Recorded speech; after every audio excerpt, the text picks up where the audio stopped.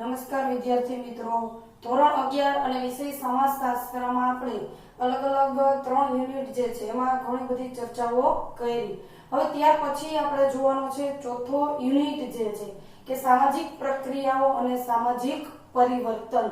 તો વિદ્યાર્થી મિત્રો કે સમાજ એક વૈજ્ઞાનિક પદ્ધતિથી બધી જ બાબતો ઉપર ઊંડાણથી કે જેમ વિજ્ઞાન કોઈ બાબત કે સિદ્ધાંત ઉપર તપાસ કરે છે એવી જ રીતે સમાજ છે એ પણ કે સમાજની આ જે પ્રક્રિયાઓ ચાલી રહી છે, સમાજમાં જે કંઈ પણ પરિવર્તનો આવી રહ્યા છે એ બધી બાબતોની ચર્ચાઓ છે કે બધી બાબતોની તપાસથી એક વૈજ્ઞાનિક પદ્ધતિથી કરે છે. ઘણીવાર આપણને પ્રશ્ન થતો હશે કે આ સમાજની જટિલ પ્રક્રિયા કઈ રીતથી બને છે, સંસ્કૃતિના મૂલ્યો કઈ રીતથી બને છે, અલગ અલગ ઘણી બધી કે સમાજની આવી જટિલ પ્રક્રિયાઓ છે બને છે, સમાજમાં આ બધા સંબંધો કઈ રીતથી સ્થાપિત થાય છે. તો વિદ્યાર્થી મિત્રો, આજે આપણે આ યુનિટમાં આવી ઘણી બધી કે સમાજની એક પ્રક્રિયા છે એ કઈ રીતથી થાય છે અને સમાજમાં પરિવર્તન કઈ રીતથી આવે છે તો એના વિશે આપણે ડીપમાં સમજૂતી છે એ મેળવવાની છે. તો વિદ્યાર્થી મિત્રો, અહીંયા આપણને સામાજિક પ્રક્રિયા એટલે કે સોશિયલ પ્રોસેસ જે આખી અમુક સિસ્ટમ પ્રકારે અમુક પ્રક્રિયાઓ જે ચાલતી હોય છે તો સમાજ છે એ પણ કે એની એક પ્રોસેસ છે એ પ્રમાણે સમાજ છે ગતિશીલ બનતો હોય છે. તો એ સમાજની પ્રક્રિયાઓ જે છે એના દ્વારા આપણે એ સમજૂતી મેળવવાની છે કે સામાજિક પ્રક્રિયા શું છે અને પ્રક્રિયા દ્વારા ક્રિયા કે એક્શન કઈ રીતથી થાય છે. તો એના માટે કોઈ પણ વ્યક્તિ છે એ સમાજમાં આવ્યા પછી સંબંધો સ્થાપિત કરે છે અને કોઈ પણ વ્યક્તિ છે એક સમાજના અંગ બને છે તો એ સમાજના અંગ બન્યા પછી પોતાની ક્રિયાઓ કે એક્શન કયા કયા પ્રકારે પોતાનું કાર્ય છે એ કરે છે. તો એના વિશે અહીંયા આપણે સમજૂતી મેળવીએ. તો સૌથી પહેલા આપણે સામાજિક પ્રક્રિયા કે સોશિયલ પ્રોસેસ જે એના વિશેની ડેફિનેશન છે કે એની એક વ્યાખ્યા છે એ આપણે જોઈએ.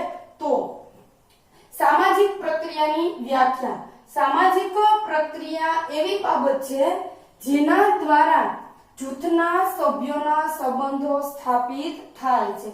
એવી બાબત છે કે જૂથના સભ્યો, સમાજ છે એટલે ઓબ્વિયસલી કોઈ એક વ્યક્તિ હશે નહીં કે સમગ્ર સમાજની આપણે અહીંયા વાત છે એ કરવાની છે. તો એક જૂથ જે મળે છે એ જૂથના સભ્યોના સંબંધો છે શું થાય છે, સ્થાપિત કે બંધાય છે અને પોતાનું વિશિષ્ટ સ્વરૂપ હાંસલ કરે છે કે પોતાનું એ જૂથ છે આખું સમાજમાં એનું સ્થાન છે ઊભું કરે છે. સામાજિક પ્રક્રિયા સતત પરિવર્તનશીલ છે એ પણ આપણને ખ્યાલ છે કે સામાજિક પ્રક્રિયા છે એ એકને એક રૂટીન પ્રક્રિયા નથી, એમાં બદલાવ કે ચેન્જીસ છે એ આવે છે. એટલે પ્રક્રિયા છે કેવી છે, પરિવર્તનશીલ એટલે કે સંબંધોમાં બદલાવ થતો રહે છે. વિદ્યાર્થી મિત્રો કે આ વ્યાખ્યા છે કોણે આપી છે, મેકાઇવરે આપેલી છે કે જે સમાજના જૂથના સભ્યો છે કોઈ સંબંધો સ્થાપિત કરે છે અને એ સંબંધો છે કેવા છે, પરિવર્તનશીલ છે. હવે દાખલા તરીકે આપણે જોઈએ કે કોઈ બે મિત્ર છે તો એનો સંબંધ છે અત્યારે જેવો છે એવો વર્ષ પછી એમાં બદલાવ છે એ આવવાનો છે કે છે એવો ને એવો સંબંધ છે એ રહેતો નથી. તો અહીંયા પણ કે કોઈ પણ એક સામાજિક જૂથ છે એ જૂથના સભ્યોનો સંબંધ છે એ સ્થાપિત થાય છે અને સમયાંતરે એમાં પરિવર્તન છે એ આવે છે. એ પરિવર્તન છે એ જરૂરી પણ છે. હવે સામાજિક પ્રક્રિયામાં આપણે અહીંયા જોવાની છે ક્રિયા કે સામાજિક પ્રક્રિયા જે બને છે તો શેના દ્વારા બને છે, ક્રિયા દ્વારા બને છે. કોઈ પણ વ્યક્તિ છે એવી પોતાની ક્રિયા કે એક્શન જે કરે છે અને એના દ્વારા આખી સમાજની પ્રક્રિયા છે એ ચાલે છે. હવે તમારી બુકમાં એક ક્રિયા દર્શાવતું ઘણી બધી સ્ત્રીઓ છે એ પોતે અમુક કામ કરી રહી છે એનું ચિત્ર જે મૂકેલું છે તો એના દ્વારા કે આ સામાજિક ક્રિયા છે એ થાય છે અને એના દ્વારા પ્રક્રિયા છે આગળ વધે છે. તો અહીંયા આપણને સામાજિક ક્રિયાની વ્યાખ્યા કે માનવીની સભાનતા પૂર્વકની કેવી છે, સભાનતાપૂર્વકની અર્થપૂર્ણ ક્રિયાને સામાજિક ક્રિયા કહેવાય છે. સભાનતા એટલે કે હું જે કંઈ પણ કાર્ય કરું છું એનાથી વ્યક્તિ છે કેવો હોવો જોઈએ, સભાન હોવો જોઈએ. કોઈ પણ વ્યક્તિ જે કાર્ય કરે છે એનાથી વ્યક્તિ પોતે પોતાના કાર્ય કરવા બદલ સભાન છે. હવે એક્ઝામ્પલ તરીકે કે તમે ભણતા હો તો તમને ખ્યાલ છે તમે ભણો છો, હું ભણાવું છું તો મને ખ્યાલ છે કે હું ભણાવું છું, તો એ સભાનતા અને કાર્ય કેવું છે? અર્થપૂર્ણ ક્રિયા છે. એવી તો ઘણી બધી આપણે ક્રિયાઓ કરતા હોય તેની પાછળ કાંઈક ને કાંઈક આપણો અર્થ છે રહેલો હોય છે. તો આપણા આવા જે કંઈ પણ ધ્યેયો છે એ ધ્યેયની પૂર્તિ માટે આપણી આવી ક્રિયાઓ છે કરતા હોઈએ છે. તો આ ક્રિયા છે એનો વૈજ્ઞાનિક પદ્ધતિથી સમાજશાસ્ત્ર છે એ અભ્યાસ કરે છે કે વ્યક્તિ આ ક્રિયા કઈ રીતથી કરે છે, શું કરે છે, એ ક્રિયા પાછળ એનું કયું ધ્યેય છે, એ ધ્યેય પૂર્ણ કરવા માટે વ્યક્તિ કયા કયા લોકો સાથે સંબંધો છે એ સ્થાપે છે.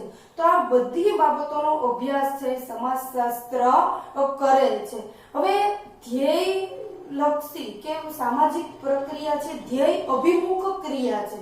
હવે દાખલા તરીકે કે પરીક્ષા આવી રહી હોય અને કોઈ વિદ્યાર્થી છે એ સતત ને સતત પરીક્ષાનો માં સારા માર્ક્સ મેળવવા માટે સતત ને સતત અભ્યાસ કરે છે, તો ધ્યેય અભિમુખ એટલે કે ધ્યેયને પ્રાપ્ત કરવા માટેની ક્રિયા છે જોવા મળે છે. કે કોઈ પણ વ્યક્તિને અલગ અલગ ધ્યેય હોય છે અને ધ્યેય પૂર્ણ કરવા માટે આપણે શું કરવું પડશે? ક્રિયા છે કરવી પડશે. બેઠા બેઠા કોઈ ક્રિયા છે કે બેઠા બેઠા ક્રિયા ન કરીએ તો કોઈ દિવસ ધ્યેય છે આપણું પૂરું થશે નહીં. તો હવે સામાજિક ક્રિયા માટે આપણને આપેલા છે 4 તત્વો આપેલા છે કે જે ચારેય તત્વો દ્વારા આપણી સામાજિક જે ક્રિયા છે એની પૂર્તિ થાય છે અને ચારેય તત્વો છે સામાજિક ક્રિયા માટે ખૂબ જ જરૂરી છે. જો એકાદું તત્વ ન હોય તો આપણું ધ્યેય જે છે કે આપણી સામાજિક ક્રિયા છે એ યોગ્ય રીતે થતી નથી. તો અહીંયા આપણને એવા 4 તત્વો આપ્યા છે વિદ્યાર્થી મિત્રો: સ્વ અથવા કર્તા, પછી ધ્યેય અથવા લક્ષ્ય, શરતો અને સંજોગો, અને ચોથું છે સાધનો. તો આ સામાજિક ક્રિયાના 4 તત્વો ઘણીવાર પરીક્ષામાં પણ 5 માર્કમાં પ્રશ્ન પૂછાય છે કે સામાજિક ક્રિયાના 4 તત્વો છે એ સમજાવો, અથવા એક એક તત્વની વ્યાખ્યા પણ પૂછાય છે કે સ્વ એટલે શું, ધ્યેય એટલે શું, શરત એટલે શું, સાધન એટલે શું.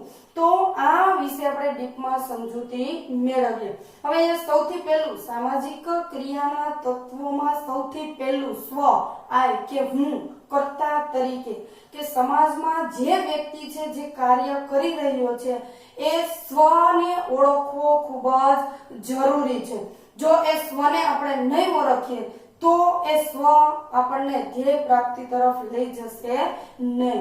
એટલે વિદ્યાર્થી મિત્રો અહીંયા સ્વ કે વ્યક્તિએ પોતે પોતાની કેપેબિલિટી જે છે એ ઓળખવાની છે કે પોતે સમાજમાં જે કંઈ પણ અર્થપૂર્ણ કાર્ય કરે છે તો એ કાર્ય કરાવનાર કોણ છે?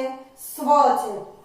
એક શરીર છે એ તો આપણું સાધન છે કે કાર્યને પૂર્તિ કરે છે. હવે સ્વ છે આપણને કાર્ય કરે છે, સ્વ છે એ ચાલક બળ છે કે વ્યક્તિને કાર્ય તરફ ગતિ કોણ લઈ આવશે?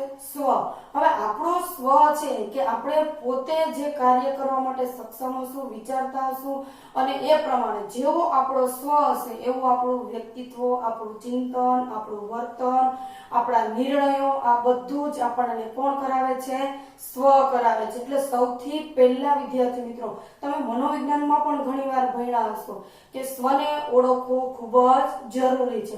એટલે આપણે આપણી પોતાની જાતને ઓળખીએ તો એ પ્રમાણે આપણે કાર્ય કરશું, એ પ્રમાણે આપણે ધ્યેય નક્કી કરશું, તે પ્રમાણે આપણે પ્રયત્ન કરશું. તો સૌથી પહેલું કામ છે આપણે આપણું સ્વને ઓળખવાનું છે. અને સમાજશાસ્ત્ર પણ દરેક વ્યક્તિના સ્વને ઓળખવાનો પ્રયત્ન કરે છે કે કોઈ પણ વ્યક્તિ કોઈ એવી ક્રિયા કરે છે તો એ કઈ પરિસ્થિતિમાં, કયા સંજોગોમાં, એ પ્રમાણે કે કઈ ચીજ વસ્તુઓમાં કેવું એનું સ્વ પ્રમાણેનો એનો અભિપ્રાય હશે કે સ્વ પ્રમાણે વ્યક્તિ કેવું વર્તન કરશે, એ સમાજશાસ્ત્રનો અભ્યાસનો વિષય છે.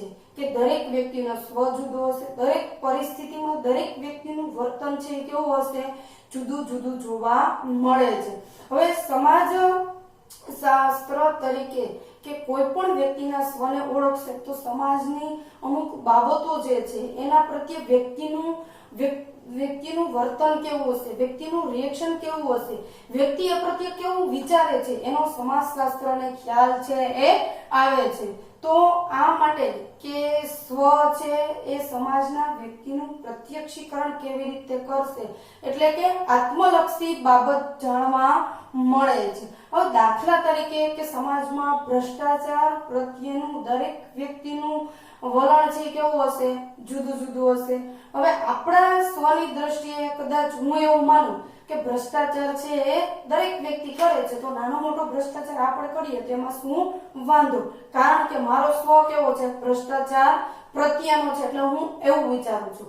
પણ જો મારો સ્વ છે ભ્રષ્ટાચાર પ્રત્યે વિરુદ્ધનો હશે તો હું શું વિચારીશ કે ભ્રષ્ટાચાર છે થવો જોઈએ નહીં જ, કે થતો હોય તો પણ આપણે જોઈએ તો પણ એની સામે આપણે એક્શન છે લેવા જોઈએ. તો સમાજમાં આવી ઘણી બધી બાબતો બને છે કે એના દ્વારા વ્યક્તિ કે આવી બાબતો પ્રત્યે વ્યક્તિનું આત્મલક્ષી ખ્યાલ કેવો હશે એનો ખ્યાલ આવે છે ને એ સમાજ માટે ખૂબ જ જરૂરી છે.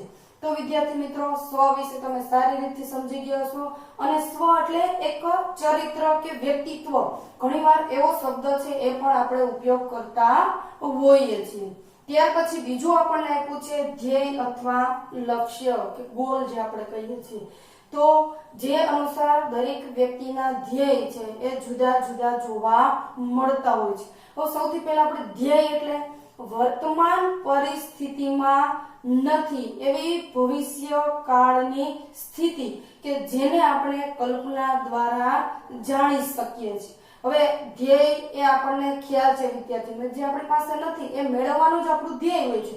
જો એ વસ્તુ મેળવી લઈએ તો એ વર્તમાનમાં હોય તો એ ભવિષ્યની સ્થિતિ થશે નહીં. એટલે ધ્યેય વર્તમાન કાળમાં જે નથી એવી ભવિષ્યની સ્થિતિ કે જેને આપણે કલ્પના દ્વારા જાણીએ કે મારા આવા ધ્યેય હોય છે, એ ધ્યેય હું ભવિષ્યમાં આવી રીતથી પૂર્તા કરીશ.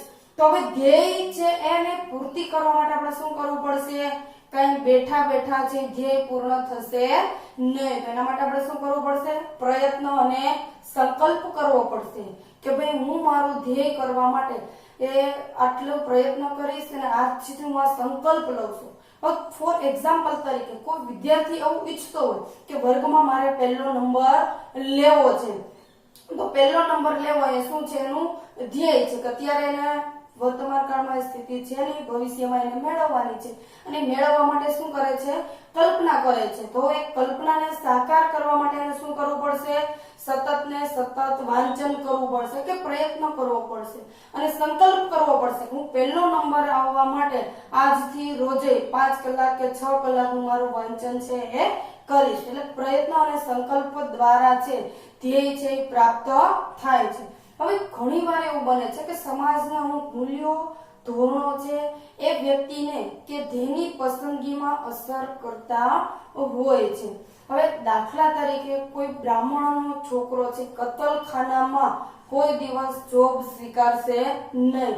તો સામાન્ય દ્રષ્ટિએ આપણે જોઈએ છીએ કે બ્રાહ્મણો છે એ અહિંસામાં વધારે માનતા હોય છે કે કોઈની હિંસા છે એ માનસિક રીતે પણ વિચારતા ન હોય કે કોઈ વ્યક્તિની આવી રીતથી હિંસા છે કરી શકાય, કારણ કે એના અમુક મૂલ્યો હોય છે. તો આવી રીતે કે ધ્યેય છે આપણને સમાજના અને અમુક સંસ્કૃતિના મૂલ્યો છે એ પસંદગીમાં આપણને નડતરરૂપ થતા હોય અથવા એ પસંદગીમાં આપણને મૂલ્ય છે ભાગ ભજવતા હોય છે. હવે ધ્યેય માનવીના વિચાર, વ્યવહાર અને વર્તનને પણ અસર કરે છે કે જેવું આપણું ધ્યેય હશે એ પ્રમાણે આપણું વર્તન જોવા મળશે, એ પ્રમાણે આપણા વિચાર જોવા મળશે અને એ વિચાર અનુસાર વ્યક્તિના વર્તનને અસર કરવાના છે કે જેવા આપણા ધ્યેય છે એ પ્રમાણે આપણે રોજની રૂટીન પ્રક્રિયા છે એ બદલી જશે, આપણા વિચારો છે એ બદલી જશે. જેટલું ઊંચું ધ્યેય હશે એટલા ઊંચા વિચારો જોવા મળશે, એટલી આપણી કાર્ય કરવાની શક્તિ વધારે જોવા મળશે અને એ પ્રમાણે હવે ધ્યેય છે વિદ્યાર્થી મિત્રો આપણે પ્રેરક અને પ્રેરણા પૂરી પાડે છે કે જે ધ્યેય આપણે પસંદ કર્યું છે તો એના માટે આપણને સતત ને સતત એ પ્રેરણા પૂરી પાડશે કે ભાઈ તારું ધ્યેય છે પૂરું કરવું હોય તો એના માટે તારે કાર્ય છે કરવું પડશે. તો આ મોટિવેશન જે છે ધ્યેય આપણને કરે છે અને જેટલું ઊંચું ધ્યેય હશે એટલી આપણી પ્રેરણા છે એ પણ ઊંચી જોવા મળે છે. તો વિદ્યાર્થી મિત્રો કે પરીક્ષામાં સારા માર્ક્સ લેવા હોય તો સતત ને સતત વધારે મહેનત કરીએ તો જ એ માર્ક્સ છે એ આપણને મળી શકે છે. હવે સામાન્ય દ્રષ્ટિએ કોઈ વિદ્યાર્થી એમ કે આપણે તો 60% આવે તો ઘણા, તો એની પ્રેરણા છે કે એનું પ્રયત્ન છે કેવા હશે? ઓછા હશે. કોઈ વિદ્યાર્થી એમ કે ના આપણે તો 80% જ આવવા જોઈએ કે 90%નું એનું ધ્યેય હોય તો એનું વર્તન કે એનો વિચાર છે એના પ્રયત્ન છે કેવા હશે? પહેલા કરતા ડબલ છે જોવા મળતા હોય છે. તો આવી રીતથી કે દરેક વ્યક્તિએ સફળતા માટે કે દરેક વ્યક્તિએ સફળ થવા માટે અને એનું ધ્યેય છે પૂર્ણ કરવા માટે પ્રયત્ન છે સતત ને સતત કરતા રહેવા પડે છે. હવે ત્યાર પછી વિદ્યાર્થી મિત્રો કે એક બાબત કે પશ્ચિમી સંસ્કૃતિ જે છે ને તો એમાં એવું માનવામાં આવે છે કે દરેક વ્યક્તિની પાછળ કે સફળતાનું ધ્યેય છે એ મહત્વનું છે, જ્યારે ભારતીય સંસ્કૃતિ પ્રમાણે જીવનમાં મોક્ષની પ્રાપ્તિનું ધ્યેય છે એ મહત્વનું છે. એટલે કહેવાનો મતલબ કે જેવી સંસ્કૃતિ એ પ્રમાણે ધ્યેય ઉપર પણ એની અસર છે જોવા મળતી હોય છે. પશ્ચિમી લોકો છે આપણને ખ્યાલ કે સતત ને સતત પ્રવૃત્તિશીલ રહે છે, કારણ કે એની સંસ્કૃતિ પ્રમાણે દરેક વ્યક્તિએ સફળ થવું એ ખૂબ જ જરૂરી છે, જ્યારે આપણી સંસ્કૃતિ પ્રમાણે કે મૃત્યુ પછી મોક્ષ થવો એ જરૂરી છે. તો એ પ્રમાણે સંસ્કૃતિ છે એ પણ ધ્યેયને અસર કરતી હોય છે. ત્યાર પછી ત્રીજી બાબત આવે છે શરત અને સંજોગો. વિદ્યાર્થી મિત્રો ધ્યેય છે તરત પૂર્ણ થશે નહીં. ઓબ્વિયસલી એમાં થોડો ઘણો સમય છે લાગવાનો છે જ, કે સમય અનુસાર જ આપણું ધ્યેય છે પૂર્ણ થશે. આજે જ આપણે વિચાર્યું કાલે જ આપણું ધ્યેય પૂરું થાય એવું શક્ય છે નહીં. તો આવી જે અમુક બાબતો છે કે અમુક અવરોધોને પાર કર્યા વગર જે આપણી અમુક શરતો છે એને પાર કર્યા વગર આપણે ધ્યેય પ્રાપ્ત છે કરી શકતા નથી. તો એના માટે આપણે અમુક પ્રયત્નો કરવા પડે છે, અમુક સંકલ્પ કરવા પડે છે, અને આ જે અવરોધોનું ઉલ્લંઘન કરી ન શકાય તે ન હોય તો તેને શું કહેવાય છે? શરત અથવા સંજોગો. કે એ શરત અને સંજોગ છે આપણે પાર કરવા જ પડે છે. પાર ન કરીએ ત્યાં સુધી આપણું ધ્યેય છે પ્રાપ્ત થતું નથી. તો આવા અવરોધોને દૂર ન કરી શકીએ. હવે દાખલા તરીકે કોઈ વ્યક્તિ છે એને કોલેજ પૂર્ણ કરવી છે તો 3 વર્ષ એને ગાળવા પડે છે કે એને ધ્યેય છે ગ્રેજ્યુએટ કરવાનું છે, પણ 3 વર્ષ પહેલા એનું ધ્યેય છે પૂર્ણ થશે નહીં. તો આ 3 વર્ષનો સમયગાળો એ શું છે?